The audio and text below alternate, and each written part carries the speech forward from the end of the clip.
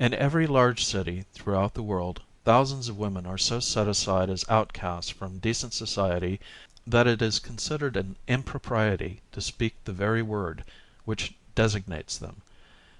Lecky calls this type of woman the most mournful and the most awful figure in history.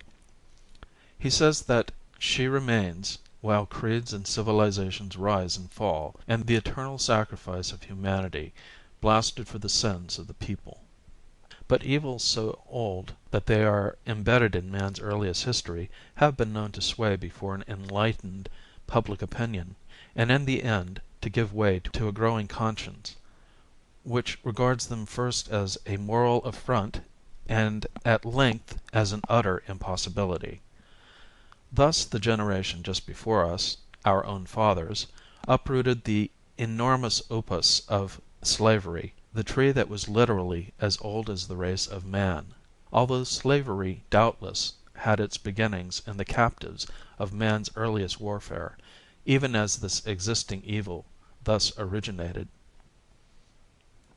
Those of us who think we discern the beginnings of a new conscience in regard to this twin of slavery, as old and outrageous as slavery itself, and even more persistent, find a possible analogy between certain civic, philanthropic, and educational efforts directed against the very existence of this social evil and similar organized efforts which preceded the overthrow of slavery in America. Thus, long before slavery was finally declared illegal, there were international regulations of its traffic, state and federal legislation concerning its extension, and many extra-legal attempts to control its abuses. Quite as we have the international regulations concerning the white slave traffic, the state and interstate legislation for its repression, and an extra-legal power in connection with it so universally given to the municipal police that the possession of this power has become one of the great sources of corruption in every American city. Before society was ready to proceed against the institution of slavery as such,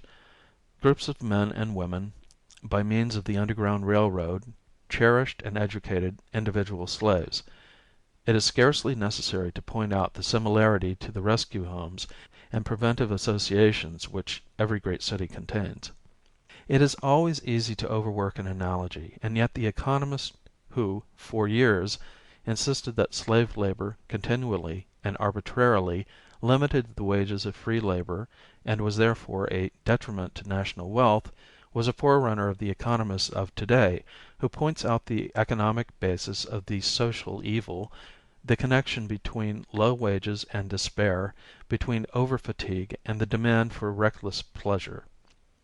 Before the American nation agreed to regard slavery as unjustifiable from the standpoint of public morality, an army of reformers, lecturers, and writers set forth its enormity in a never-ceasing flow of invective, of appeal, and of portrayal concerning the human cruelty to which the system lent itself. We can discern the scouts and outposts of a similar army advancing against this existing evil. The physicians and sanitarians who are committed to the task of ridding the race from contagious diseases, the teachers and lecturers who are appealing to the higher morality of thousands of young people, the growing literature, not only biological and didactic, but of a popular type more closely approaching Uncle Tom's Cabin. Throughout the agitation for the abolition of slavery in America, there were statesmen who gradually became convinced of the political and moral necessity of giving to the freedmen the protection of the ballot. In this current agitation, there are at least a few men and women who would extend a greater social and political freedom to all women, if only because domestic control has proved so ineffectual.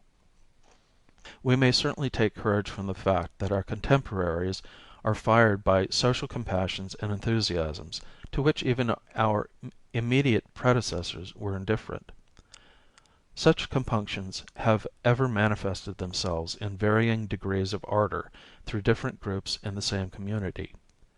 Thus, among those who are newly aroused to action in regard to the social evil are many who would endeavor to regulate it and believe they can minimize its dangers; still larger numbers who would eliminate all trafficking of unwilling victims in connection with it, and yet others who believe that as a quasi-legal institution it may be absolutely abolished. Perhaps the analogy to the abolition of slavery is most striking in that these groups, in their varying points of view, are like those earlier associations which differed widely in regard to chattel slavery. Only the so-called extremists, in the first instance, stood for abolition, and they were continually told that what they proposed was clearly impossible. The legal and commercial obstacles, bulked large, were placed before them, and it was confidently asserted that the blame for the historic existence of slavery lay deep within human nature itself. Yet gradually all of these associations reached the point of view of the abolitionists, and before the war was over even the most lukewarm Unionists saw no other solution of the nation's difficulty. Some such gradual conversion to the point of view of abolition is the experience of every society or group of people who seriously face the difficulties and complications of the social evil. Certainly all the national organizations, the National Vigilance Committee, the American Purity Federation, the Alliance for the Suppression and Prevention of the White Slave Traffic, and many others, stand for the final abolition of commercialized vice. Local vice commissions, such as the able one recently appointed in Chicago, although composed of members of varying beliefs in regard to the possibility of control and regulation, united in the end in recommending a law enforcement looking towards final abolition. Even the most skeptical of Chicago citizens, after reading the fearless document, shared the hope of the commission that "the city, when aroused to the truth, would instantly rebel against the social evil in all its phases." A similar recommendation of ultimate abolition was recently made unanimous by the Minneapolis Vice Commission after the conversion of many of its members. Doubtless all of the national societies have before them a task only less gigantic than that faced by those early associations in America for the suppression of slavery, although it may be legitimate to remind them that the best known anti-slavery society in America was organized by the New England abolitionists in 1836, and only 36 years later, in 1872, was formally disbanded because its object had been accomplished. The long struggle ahead of these newer associations will doubtless claim its martyrs and its heroes, has indeed already claimed them during the last 30 years. Few righteous causes have escaped baptism with blood. Nevertheless, to paraphrase Lincoln's speech, if blood were exacted drop by drop in measure to the tears of anguished mothers and enslaved girls, the nation would still be obliged to go into the struggle. Throughout this volume the phrase social evil is used to designate the sexual commerce permitted to exist in every large city, usually in a segregated district, wherein the chastity of women is bought and sold. Modifications of legal codes regarding marriage and divorce, moral judgments concerning the entire group of questions centering about illicit affection between men and women, are quite other questions which are not considered here. Such problems must always remain distinct from those of commercialized vice, as must the treatment of an irreducible minimum of prostitution, which will doubtless long exist, quite as society still retains an irreducible minimum of murders. This volume does not deal with the probable future of prostitution, and gives only such historical background as is necessary to understand the present situation. It endeavors to present the contributory causes as they have become registered in my consciousness through a long residence in a crowded city quarter, and to state the indications, as I have seen them, of a new conscience with its many and varied manifestations. Nothing is gained by making the situation better or worse than it is, nor in anywise different from what it is. This ancient evil is indeed social in the sense of community responsibility, and can only be understood and at length remedied when we face the fact and measure the resources which may at length be massed against it. Perhaps the most striking indication that our generation has become the bearer of a new moral consciousness in regard to the existence of commercialized vice is the fact that the mere contemplation of it throws the more sensitive men and women among our contemporaries into a state of indignant revolt. It is doubtless an instinctive shrinking from this emotion, and an unconscious dread that this modern sensitiveness will be outraged, which justifies to themselves so many moral men and women in their persistent ignorance of the subject. Yet one of the most obvious resources at our command, which might well be utilized at once, if it is to be utilized at all, is the overwhelming pity and sense of protection which the recent revelations in the white slave traffic have aroused for the thousands of young girls, many of them still children, who are yearly sacrificed to the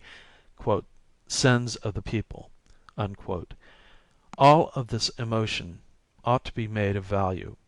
for quite as a state of emotion is invariably the organic preparation for action, so it is certainly true that no profound spiritual transformation can take place without it.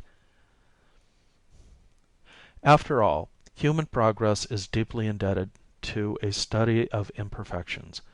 and the counsels of despair, if not full of seasoned wisdom, are at least fertile in suggestion and a desperate spur to action. Sympathetic knowledge is the only way of approach to any human problem, and the line of least resistance into the jungle of human wretchedness must always be through that region which is most thoroughly explored, not only by the information of the statistician, but by sympathetic understanding. We are daily attaining the latter through such authors as Sudermann and Elsa Jerusalem, who have enabled their readers to comprehend the so-called fallen woman through a skillful portrayal of the reaction of experience upon personality. Their realism has rescued her from the sentimentality surrounding an impossible Camille, quite as their fellow craftsmen in realism have replaced the weeping Amelias of the Victorian period by reasonable women transcribed from actual life. The treatment of this subject in American literature is at present in the pamphleteering stage, although an ever increasing number of short stories and novels deal with it. On the other hand, the plays through which Bernard Shaw constantly places the truth before the public in England, as Brieux is doing for the public in France, produce in the spectators a disquieting sense that society is involved in commercialized vice and must speedily find a way out. Such writing is like the roll of the drum which announces the approach of the troops ready for action. Some of the writers who are performing this valiant service are related to those great artists who in every age enter into a long struggle with existing social conditions until after many years they change the outlook upon life for at least a handful of their contemporaries. Their readers find themselves no longer mere bewildered spectators of a given social wrong, but have become conscious of their own hypocrisy in regard to it, and they realize that a veritable horror, simply because it was hidden, had come to seem to them inevitable and almost normal. Many traces of this first uneasy consciousness regarding the social evil are found in contemporary literature, for while the business of literature is revelation and not reformation, it may yet perform for the men and women now living that purification of the imagination and intellect which the Greeks believed to come through pity and terror. Secure in the knowledge of evolutionary processes,